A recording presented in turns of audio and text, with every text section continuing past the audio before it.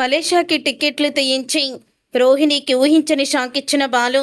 అసలు ఇదంతా ఎలా జరగబోతుందనేది ఈ వీడియోలో తెలుసుకుందాం. మనోజ్ అయితే ఇక ఫర్నిచర్ షాప్కి బయలుదేరుతూ ఉండగా అప్పుడే ఇక రవి అయితే, రే నువ్వు ఫర్నిచర్ షాప్కి వెళ్ళడానికి వీల్లేదు అని అంటూ ఉంటాడు. అప్పుడే ఇక బాలు మీనా రవి మాట్లాడుతుంటే అలా చూస్తూ ఉండిపోతారు. నువ్వు ఫర్నిచర్ షాప్ పెట్టింది నాన్న డబ్బులతో, అంటే మా అందరి డబ్బులతో అది షాప్ పెట్టావు కాబట్టి మా అందరి హక్కు అది అని అంటూ ఉంటాడు రవి. అప్పుడే రోహిణి అయితే, ఫర్నిచర్ షాప్ని ఇక్కడి వరకు డెవలప్మెంట్ చేసింది మనోజ్ కదా అని అంటూ ఉంటుంది రోహిణి అయితే. అప్పుడే ఇక ప్రభావతి అయితే, ఏంటి వాడి గొప్ప, ఆ బొంబాయి ముఖేష్ డీలర్ క్యాన్సిల్ చేసుకొని ఉంటే ఖచ్చితంగా వీడు ఆ ఫర్నిచర్ షాపు దివాలా తీసేవాడు. ఆ రోజు బాలుగాడి గురించి ఆ డీలర్షిప్ ఇచ్చానని చెప్పి అతను చెప్పాడు కదా, అసలు ఆ ఫర్నిచర్ షాపు చూపించింది బాలు, దాన్ని డెవలప్మెంట్ చేసేలాగా చేసింది కూడా బాలునే, కాబట్టి దీంట్లో వీడు గొప్పేముంది అని అంటూ ఉంటుంది ప్రభావతి. ప్రభావతి మాటలకి బాలు, మీనా, సత్యం, రవి, శృతి షాక్ అయిపోతూ ఉంటారు. ఏంటమ్మా నువ్వు ఆ బాలుగాడిని వెనకేసుకొస్తున్నావు అని అడుగుతూ ఉంటే, రే ఇప్పటి వరకు కూడా నీలాంటి చేతకాని వెధవని వెనకేసుకొచ్చి వీళ్ళిద్దరికి కూడా నేను అన్యాయం చేశాను, అందుకని వాళ్ళు చెప్పింది కూడా న్యాయమే కదా, ఆ ఫర్నిచర్ షాపు మీ నాన్న కష్టార్జితంతో పెట్టినది, అందుకని దాని మీద ఇంట్లో ప్రతి ఒక్కరికి కూడా హక్కు ఉంటుంది అని అంటూ ఉంటే, అలాగని ఆ బాలుని అలాగే మీనాని, శృతిని, రవిని తీసుకువెళ్ళి అక్కడ కూర్చోబెడతావా అని అడుగుతూ ఉంటాడు మనోజ్ అయితే.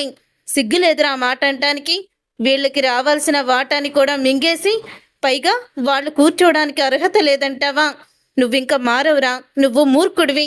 చూడు ఎవ్వరు కూడా కూర్చోరు, ముందు నాన్నే కూర్చుంటారు, మీ నాన్నే షాపులో కూర్చొని అన్నీ కూడా చూసుకుంటారు, ఎక్కడో స్కూల్లో కూర్చొని అకౌంట్లు తేల్చుకునే కన్నా సొంత షాపులో కూర్చొని అన్ని లెక్కలు చూసుకుంటారు అని ప్రభావతి అయితే అంటూ ఉంటుంది. అప్పుడు ఇక బాలు అయితే ఇక విజిల్ వేస్తాడు. అమ్మా ఈరోజు అసలు సిసలైన సత్యం భార్యగా మాట్లాడావు అని అంటూ ఉంటాడు బాలు. అప్పుడు ఇక రే నువ్వు ఆగరా అని సత్యం అంటూ ఉంటే, ప్రభా అది అని అంటూ ఉంటే, ఏంటండి మీరు, నేను ఎప్పుడు వాడిని వెనకేసుకొస్తేనేమో అప్పుడేమో ఆపరు, ఇప్పుడేమో న్యాయం మాట్లాడుతుంటేనేమో అలా మాట్లాడతారేంటి, ఎప్పుడులాగే సైలెంట్గానే ఉండండి, నేను చెప్పింది చెయ్యండి.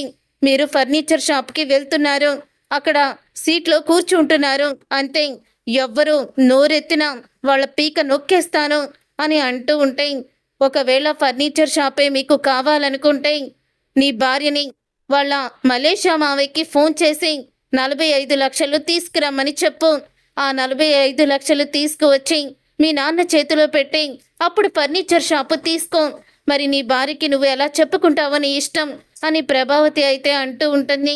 అప్పుడు ఇక ప్రభావతి మాటలకి ఒక్కసారి షాక్ అయిపోతూ ఉంటుంది రోహిణి. అమ్మో 45 లక్షల, ఇప్పుడు నేనెక్కడి నుంచి తీసుకురాను అన్ని డబ్బులు అని అనుకుంటూ ఉంటుంది రోహిణి అయితే. అప్పుడే రోహిణి అలా అన్న తర్వాత మనోజ్ అయితే, పద రోహిణి అని ఇద్దరు కూడా బయటికి వస్తారు. ఇక కారులో వెళ్తూ రోహిణితో మనోజ్ ఇలా అంటూ ఉంటాడు, మనకంటూ ఒక సొంత వ్యాపారం బిజినెస్ ఉండాలంటే నువ్వు ఖచ్చితంగా మీ నాన్నని అడిగి, అదే మీ మలేషియా మావిని అడిగి డబ్బులు తీసుకురావాలి రోహిణి అని అంటూ ఉంటాడు.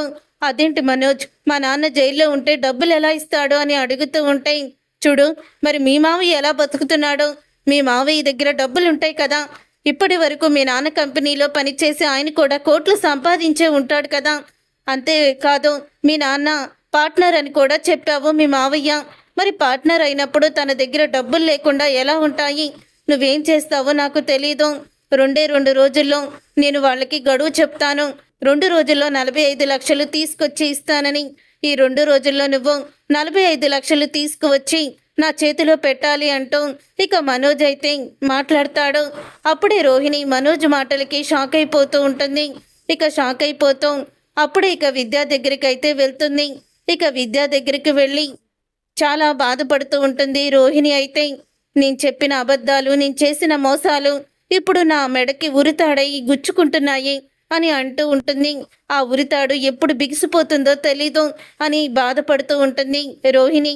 నేను ముందు నుంచి చెప్తూనే ఉన్నాను కదే, నువ్వు నిజం చెప్పేమని, కనీసం మనోజ్కైనా నీ గతం గురించి నిజం చెప్పమని ఎప్పటి నుంచో చెప్తున్నాను. కానీ నువ్వెక్కడ వినిపించుకున్నావు? వినిపించుకోకుండా నీ ఇష్టం వచ్చినట్టు ప్రవర్తించావు. ఇప్పుడు చూడు ఏమైందో అని అంటూ ఉంటుంది.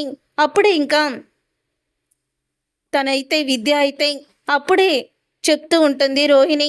అసలు నా గతం గురించి చెప్తే ఎవ్వరూ కూడా నన్ను నమ్మేవాళ్ళు కాదు కదా, మనోజ్ నన్ను పెళ్లి చేసుకునేవాడే కాదు అని చెప్తూ ఉంటుంది రోహిణి. చూడు, నువ్వు ఇప్పటికైనా ఏమీ కూడా ఆలస్యం కాదు, వెళ్ళి మనోజ్కి నిజం చెప్పేసేయ్ అని అంటూ ఉంటే, నీకు తెలీదే, మా అత్తగారు మొన్న నేను ఆ డబ్బుల విషయంలో ఫర్నిచర్ షాపు పెట్టించి అబద్ధం చెప్పానని నన్ను చంపేసే అంత పని చేసింది.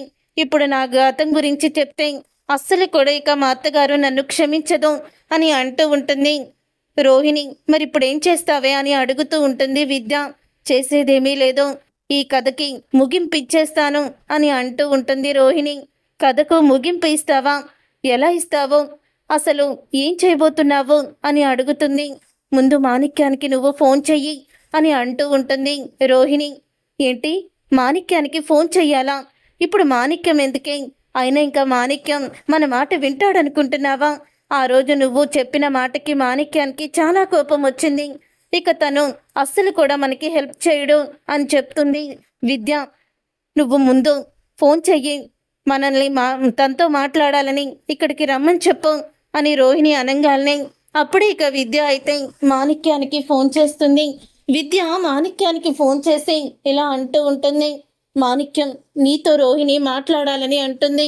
ఖాళీగా ఉంటే ఒకసారి మా ఇంటికి రాని అడుగుతూ ఉంటాయి.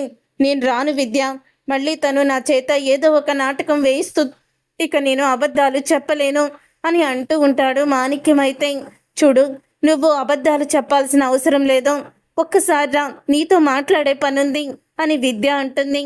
అప్పుడు ఇక మాణిక్యం అయితే ఇక విద్య అలా అడిగేసరికి తనైతే విద్య వాళ్ళ ఇంటికైతే వస్తాడు. వచ్చిన తర్వాత అప్పుడు ఇక ఏంటి, నాతో ఏం మాట్లాడాలని రమ్మన్నారు, మళ్ళీ నాకేమన్నా కొత్త క్యారెక్టర్ ఇస్తున్నారా అని అడుగుతాడు.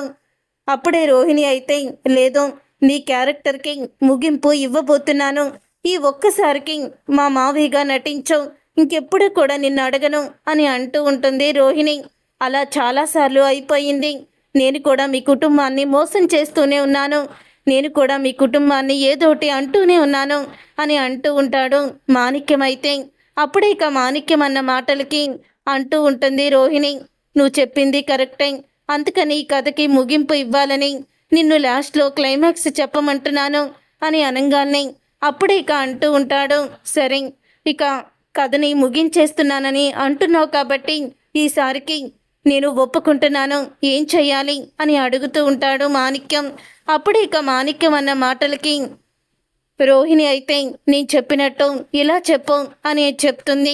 అప్పుడే ఎందుకు ఇదంతా రిస్క్ అవుతుంది, మళ్ళీ నువ్వు ఇబ్బందిలో పడతావు అని అనగానే ఇబ్బందిలో పడను, ఏమీ పడను, రిస్క్ అవ్వదు, ఏమీ అవ్వదు, నువ్వేమీ కంగారు పడకు అని అంటూ ఉంటుంది రోహిణి. సరే, నేను ఇంటికి వెళ్తున్నాను, నువ్వు సాయంత్రం సరిగ్గా 5 గంటలకి రా అని చెప్పి రోహిణి అయితే అంటుంది. సరే, నేను వస్తాను, ఇదే లాస్ట్ అండ్ ఫైనల్ అని అంటూ ఉంటాడు మాణిక్యం. అయితే చెప్పాను కదా ఏం చెప్పాలో నీకన్నీ కూడా వివరించాను, మరి ఎంత చెప్పినా కూడా నీకు ఫైనల్ అని అనిపించడం లేదా? అనిపిస్తుంది, కానీ నీ మాట మీద నాకు నమ్మకం అయితే లేదు, ఎందుకంటే నువ్వు మాట మీద నిలబడవు కదా అని అంటూ ఉంటాడు. అప్పుడే ఇంకా మాణిక్యం అయితే ఈ ఒక్కసారికి అంటుంది కదా, మాణిక్యం తీసుకో, నువ్వు వెళ్ళు అని విద్య కూడా అంటుంది. వస్తానని మాట ఇచ్చాక రాకుండా ఈ ఉండడు మాణిక్యం, వస్తాను అని చెప్తుంది. తర్వాత ఇక రోహిణి అయితే ఇంటికి వెళ్తుంది. ఇంటికి వెళ్ళిన తర్వాత అప్పుడు ఇక రోహిణితో మనోజ్ అయితే ఇలా అంటూ ఉంటాడు. మీ మావయ్యకి ఫోన్ చేసావా అని అంటూ ఉంటే, మా మావయ్యకి ఫోన్ చేస్తుంటే ఫోన్ ఎంతో కలవడం లేదు, స్విచ్ ఆఫ్ వస్తుంది మనోజ్ అని అంటూ ఉంటుంది రోహిణి.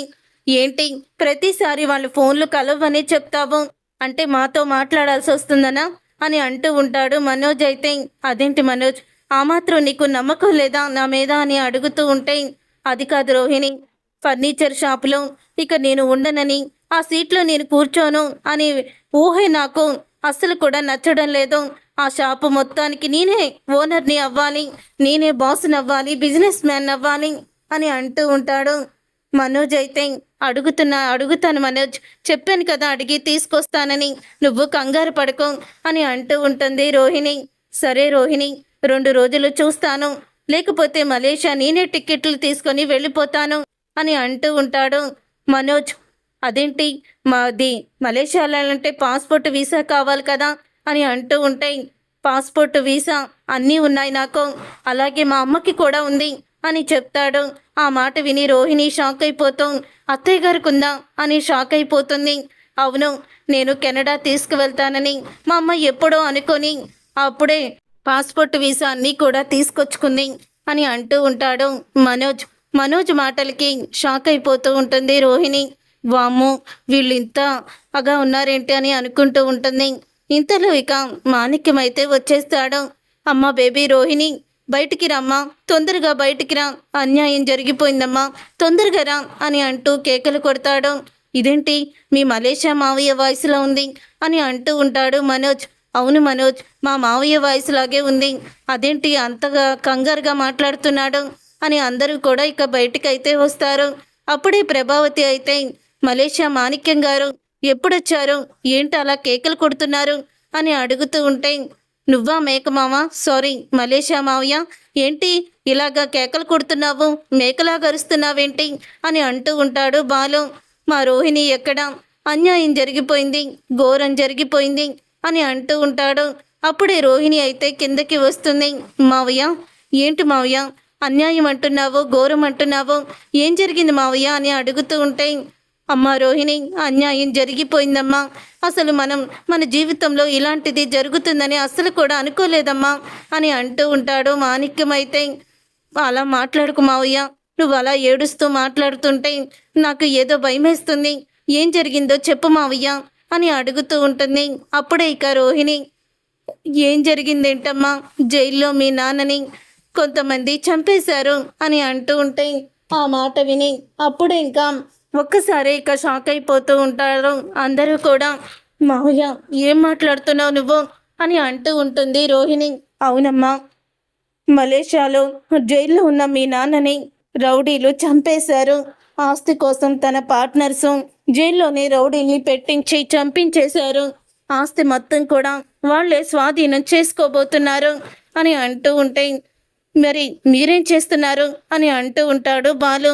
నేనేం చేస్తాను బాబు, వాళ్ళు రౌడీలు నన్ను మళ్ళీ చంపేస్తారని భయంతో ఈ విషయాన్ని రోహిణికి చెప్పాలని వెంటనే ఫ్లైట్ పట్టుకొని వచ్చేసాను అని మాణిక్యం అంటూ ఉంటే, నాన్న అంటూ ఇక కళ్ళు తిరిగి పడిపోతుంది రోహిణి. ఇక రోహిణి అలా కళ్ళు తిరిగి పడిపోవడంతో అప్పుడే ఒక్కసారి అంటూ ఉంటుంది ప్రభావతి, మీనా వెళ్ళి నీళ్లు తీసుకురా అని నీళ్లు తీసుకురమ్మని నీళ్లు ముఖం మీద చల్లుతారు రోహిణి ముఖం మీద. అప్పుడే రోహిణి స్పృహలోకి వచ్చి, అయ్యో నాన్న అని అంటూ ఏడుస్తుంది. మావయ్య, నన్ను మలేషియా తీసుకువెళ్ళి మావయ్య, నేను మా నాన్నని చూడాలి అని అంటూ ఉంటే, ఇప్పుడు మనం అక్కడికి వెళ్ళలేమమ్మా, మనం ఇద్దరమే వెళ్తే అందరూ కూడా మనల్ని ఏదోటి చేస్తారు. ఇప్పుడు మనం వెనకాల ఒక 10 మందిని తీసుకువెళ్ళాలి తప్ప ఒంటరిగా అక్కడికి వెళ్తే పని అవ్వదు. ఇక మీ నాన్నని నువ్వు మర్చిపోవడమే, ఇక నీకు మీ అత్తగారిల్లే పుట్టిల్లులాగా అని అంటూ ఉంటాడు మాణిక్యం. అయితే ప్రభావతి గారు, మీరే పెద్ద మనసు చేసుకొని రోహిణిని సంతోషంగా చూసుకోవాలి, ఇక రోహిణికి నా అంటూ వాళ్ళు ఎవరూ లేరు అని అంటూ ఉంటాడు. అదేంటి, మీరున్నారు కదా మేనమామ, ఎవరూ లేరంటారేంటి అని బాలు అయితే అడుగుతాడు. అంటే బాబు, నేను కూడా బిజినెస్ పని మీద తిరుగుతూ ఉంటాను కదా, మరి తనని పట్టించుకునేది ప్రభావతి గారే కదా అని అలా చెప్తున్నాను అని అంటూ ఉంటాడు మాణిక్యం. అయితే అప్పుడే బాలు అయితే, అసలు వీళ్ళిద్దరినీ చూస్తుంటే నాకేంటో అనుమానంగానే ఉంది అని అనుకుంటూ బాలు అయితే ఫోన్ తీసుకొని ఇక మాణిక్యాన్ని ఫోటోని తీస్తాడు.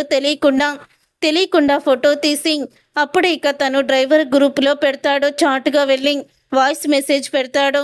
ఇతన్ని మీలో ఎవరు ఎక్కడైనా చూసారా? చూస్తే నాకు చెప్పండి, మన ఊర్లో ఎప్పుడైనా మీకు కనిపించాడా?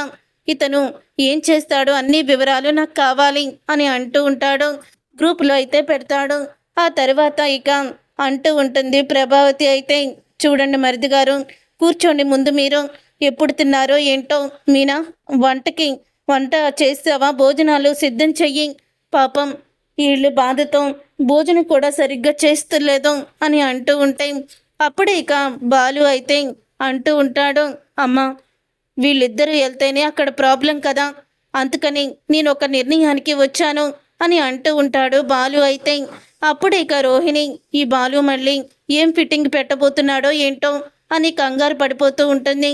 ఏంట్రా అది అని అంటూ ఉంటాడు సత్యం. ఏం లేదు నాన్న, ఆల్రెడీ మనోజ్ గాడికి పాస్పోర్ట్ వీసా ఉంది, అలాగే అమ్మకి కూడా ఉంది. అలాగే డబ్బుడమ్మ నీకుందా అని అడుగుతూ ఉంటే నాకుంది అని అంటూ ఉంటుంది శృతి. మరి రే నీకు అని రవిని అడుగుతూ ఉంటే నాకు ఉందన్నయ్యా, ఎప్పుడైనా మనం ఫారిన్ వెళ్తే ఉంటుంది కదా అని శృతి ముందు జాగ్రత్తగా పాస్పోర్ట్ వీసా అన్నీ కూడా నాకు చేయించింది అని అంటూ ఉంటాడు రవి. అయితే నాకు మీనాకి నాన్నకి మాత్రమే లేదు, నా ఫ్రెండు డూప్లికేట్ పాస్పోర్ట్లు అన్నీ తయారు చేయడంలో ఎక్సలెంట్, ఒకే ఒక్క గంటలో పాస్పోర్ట్ వీసా అన్నీ కూడా చేయించేస్తాడు. అమ్మ మనం ఒక పని చేద్దాము, అందరం మలేషియా వెళ్దాము అని అంటూ ఉంటాడు బాలు. టిక్కెట్లు కూడా నేను తీస్తాను అని చెప్పడంతో ఒకేసారి మాణిక్యం రోహిణి ఒకరికొకరు చూసుకుంటూ ఉంటారు. వీళ్ళిద్దరు వెళ్తేనే కదా వీళ్ళని ఏదో ఒకటి చేసేసేది, అలా కాకుండా ఇప్పుడు అందరం కలిసి వెళ్దాము, పోరాడదాము. అలాగే మలేషియాలో నాకు ఒక కస్టమర్ తెలుసు, అతను పోలీస్ ఆఫీసరే, ఆయన ద్వారా మనం చర్యలు తీసుకుందాము అని అంటూ బాలు అయితే ఇక రోహిణికి మాణిక్యానికి ఫీజులు ఎగిరిపోయే షాక్ అయితే ఇచ్చేస్తాడు.